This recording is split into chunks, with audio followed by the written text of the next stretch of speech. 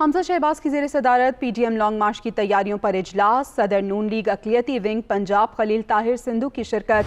Deputy organiser Kamran भट्टी और दीगर ने भी इसमें शिरकत की। अक़लियती बरादरी को भरपूर तरीके से लॉन्ग मार्च में शिरकत यकीनी बनाने की हिदायत भी कर दी गई है। हमजा शहबाज की ज़ेर सदारत PTM लॉन्ग मार्च की तैयारियों पर इजलास हुआ। सदर नून लीग अक़लियती विंग पंजाब खलील ताहिर सिंधु ने इसमें शिरकत की। इसके साथ साथ डिप्टी ऑर्गेनाइजर कामरान भट्टी और दीगर भी शरीक थे। अक़लियती बरादरी को भरपूर तरीके से लॉन्ग मार्च में शिरकत यकीनी बनाने की हिदायत कर दी गई है। एक जानिब हुकूमत 27 मार्च के जलसे के लिए तमाम तर तैयारियां कर रही है, तो दूसरी जानिब आपको बता रहे हैं कि PTM लॉन्ग मार्च की तैयारियां भी जोरों शोर से जारी हैं। इसी पे हमजा शहबाज की ज़ेर सदारत इजलास हुआ है। सदर नून लीग अक़लियती विंग पंजाब खलील ताहिर सिंधु ने भी इसमें शिरकत की है। इसके साथ साथ डिप्टी ऑर्गेनाइजर कामरान भट्टी और दीगर भी इसमें शरीक थे। अक़लियती बरादरी को भरपूर तरीके से लॉन्ग मार्च में शिरकत यकीनी बनाने की हिदायत की गई है। इस इजलास में मजीद क्या फैसले हुए, क्या हिदायत जारी की गई, जान लेते हैं। हमारे साथ मौजूद हैं लियाकत अंसारी। जी लियाकत।